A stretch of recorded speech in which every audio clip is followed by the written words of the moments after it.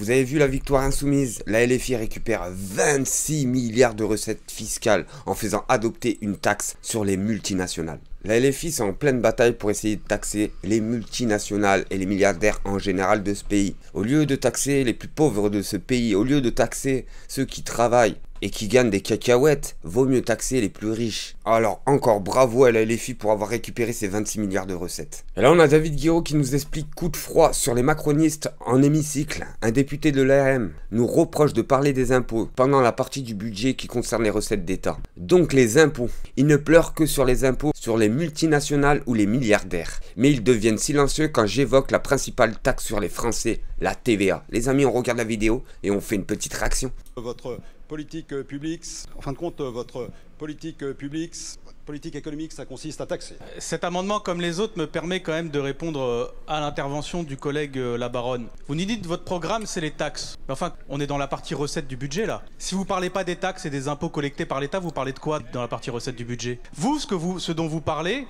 et vous ne réagissez sur le programme concernant les taxes que quand il s'agit des taxes qui ciblent les multinationales ou tout au long du projet de loi de finances, les plus grands patrimoines ou les plus grandes fortunes. Je ne vous ai pas entendu une seule seconde vous insurger s'agissant des taxes qui concernent l'essentiel des classes populaires et moyennes de ce pays, c'est-à-dire par exemple la TVA, qui est la première taxe du pays. Là, vous n'avez plus rien à dire. Quand on parle justement des recettes fantastiques de la TVA, c'est-à-dire plus de 200 milliards d'euros, là, vous n'êtes plus du tout pour les réduire. Est-ce que vous êtes pour mettre des taux de TVA à 0% sur les produits de première nécessité? Non, vous n'êtes pas pour... Là, vous êtes pour garder les taxes telles qu'elles sont. Est-ce que vous êtes pour mettre des produits à 0% sur l'énergie, sur les premiers mètres cubes d'eau? Non, ça vous n'êtes pas pour cela. Donc arrêtez de nous parler de notre folie soi-disant sur les taxes, alors que vous êtes en train de vous satisfaire d'une situation où les plus grosses rentrées d'argent pour l'État et les plus grosses recettes d'argent pour l'État, elles frappent les classes moyennes et les classes populaires, et ça, surtout pas, vous ne voulez surtout pas y toucher.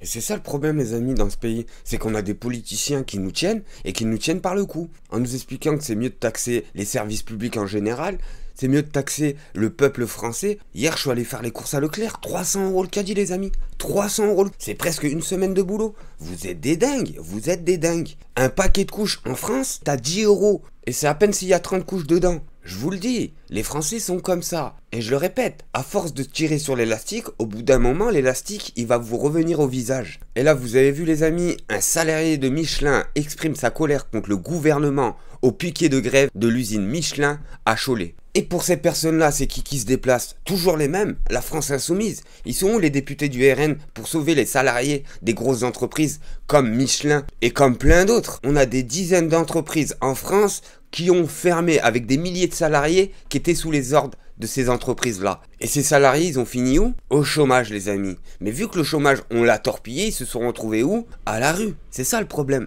C'est que vu qu'on a de plus en plus de mal à trouver du boulot, vu qu'on a de plus en plus de mal à remplir le frigo, étonnez-vous pas que de plus en plus, on voit de la délinquance. Et à cette vitesse-là, je sais pas où la France va finir. Il y a des couples, des dizaines et des dizaines de couples qui travaillent ici. Donc on a appelé ça un patron totalement capitaliste qui se garde d'argent public et qui du jour au lendemain nous fout à la porte. Vous comprenez qu'on est en colère. Nous, on vous remercie de venir nous soutenir en tout cas.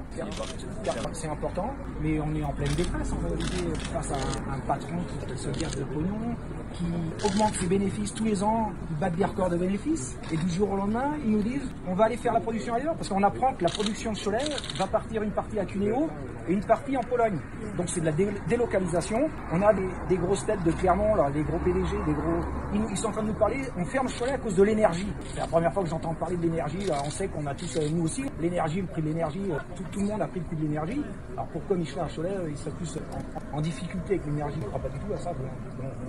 Et c'est ça le problème, on est en train de délocaliser toutes nos entreprises françaises. En nous expliquant que les milliardaires qui faisaient des bénéfices de malades font encore des bénéfices, mais vu qu'ils font un peu moins de bénéfices, ben ils vont délocaliser leurs entreprises dans des pays où il y a moins de taxes, tout simplement les amis. Vous allez voir que l'usine Doliprane, ça va être la même chose, hein, je vous le dis tout de suite. Hein. Pauvres salariés qui travaillent pour l'entreprise Doliprane. Et là sur cette vidéo les amis, on a Karim Zeribi qui nous explique on ne peut pas faire comme si nous n'avions pas vu certaines images concernant les soutiens de Trump. Ce n'est pas quelqu'un qui apparaît toujours tranquille, serein ou bien dans sa tête? Les amis, on regarde la vidéo et on fait une petite réaction. Non plus faire comme si nous n'avions pas vu certaines images qui peuvent être effrayantes concernant les soutiens de Trump. Quand il y a eu la prise du Capitole, on n'est pas du tout à ça.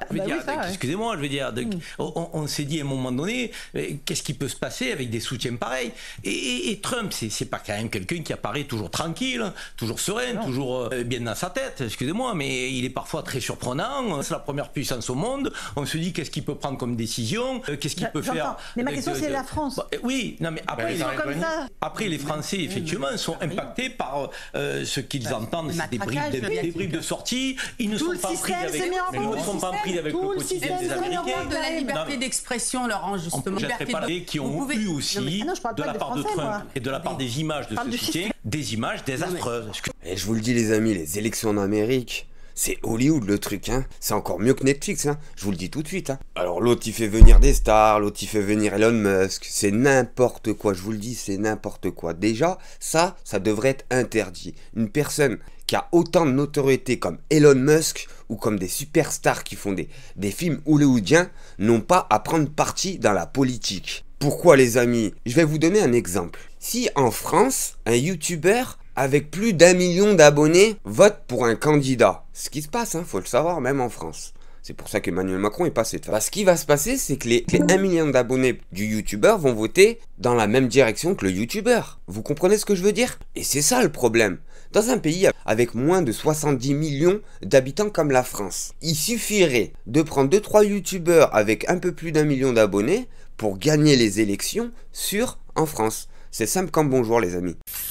Et là les amis, en commission des finances, discrètement et le plus rapidement possible, l'ERN tente à nouveau de supprimer 137 millions d'euros pour les théâtres et les opéras. L'occasion de démasquer une nouvelle fois ces raclures. Parce que je suis désolé, normalement le RN, leur objectif il est simple, c'est pas l'immigration. Et là on voit bien les amis, vu qu'ils se sont associés à la Macronie, vu qu'ils se sont associés à des personnes qui n'aiment pas la France, et ben ils essayent d'enlever les racines de la France. Vous voyez ce que je veux dire? Les théâtres et les opéras sont l'héritage de la France les amis. Alors après le château de Versailles, bien sûr, les théâtres et les opéras, pourquoi pas? Les amis, on regarde la vidéo et on rigole tous ensemble. L'amendement quand même qu'on a eu, qui est passé très rapidement, proposé par le Rassemblement National, il est quand même assez extraordinaire. C'était moins 137 millions d'euros pour le bon fonctionnement des opéras et des théâtres. On entend sans cesse parler de soi-disant la langue de Molière, cette belle culture française, etc. On voit tout simplement ici l'extrême droite qui la charcute comme personne ici n'osait la charcuter. Vraiment, et c'est extraordinaire comme amendement, et j'aimerais bien savoir ce que pensent justement les électeurs du Rassemblement National de ce type de mesures qui nous montrent bel et bien la face réelle de leur programme. Et là les amis, on a Sébastien Delogue, député de la France Insoumise, qui va faire un petit débat sur RMC, en expliquant que Marseille, ce n'est pas Mexico. Il faut arrêter avec ça. Cyberpatrouilleur contre l'effet Uber Shit.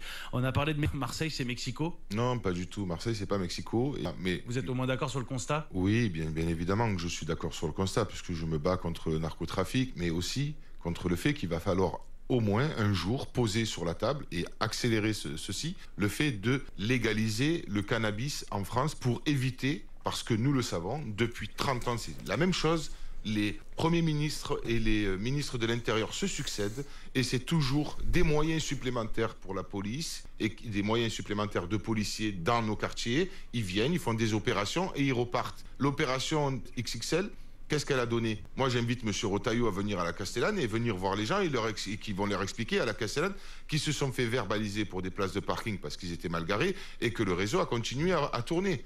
Donc, à un moment donné, il faut arrêter de dire c'est la légalisation. Que la seule solution, c'est de faire de la répression ou d'envoyer des policiers pour régler les problèmes. Mais je vous le dis les amis, hein, dans les quartiers en France, c'est l'oppression sur l'oppression. À chaque fois, c'est la même chose. Ils viennent le matin discrètement avant 10 h du matin et ils mettent des amendes sur tout ce qui bouge. Et c'est là où j'ai un problème les amis. Ils viennent taxer des personnes qui n'ont déjà pas assez d'argent pour se nourrir et pour nourrir leurs enfants. C'est dramatique ce qui se passe en France, c'est dramatique. C'est un problème général d'abandon des services publics, du recul de la République dans nos quartiers.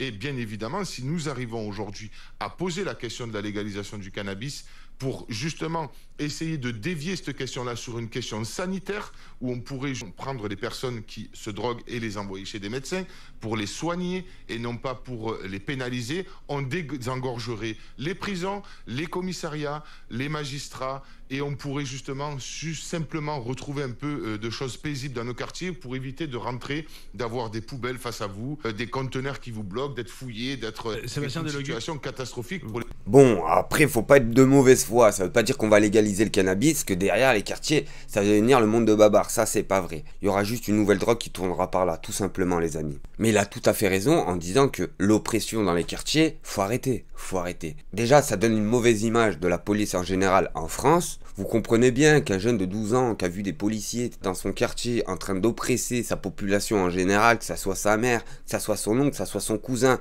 pour rien du tout, vous comprenez qu'il a une haine, non? Si vous comprenez pas, c'est que vous l'avez pas vécu, tout simplement les amis. Et là, on a Aurélien Lecoq, député de la France Insoumise, qui nous explique que l'État a donné 1,5 milliard à Sanofi en crédit d'impôt recherche en 10 ans.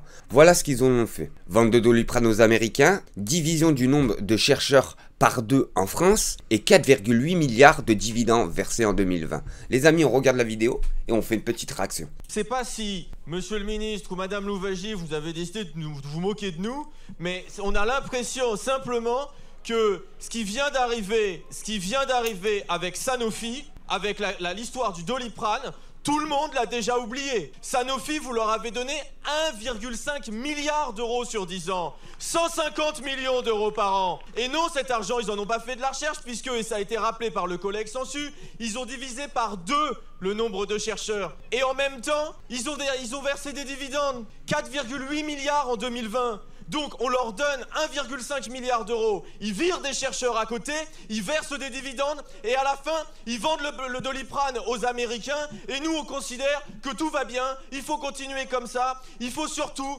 toucher à rien alors que ça coûte 7 milliards d'euros par an à l'État et qu'à côté cet argent vous voulez aller le prendre aux retraités et aux Français avec de la taxe d'énergie. Franchement, c'est insupportable, on ne peut pas sortir de cette discussion sans avoir rien fait sur le CIR, il faut que l'un de ces amendements passent pour arrêter cette gabegie. On leur passe 1,5 milliard en 10 ans. Et ce qu'il nous explique le député de la France Insoumise, c'est qu'à la fin, ça servit à rien.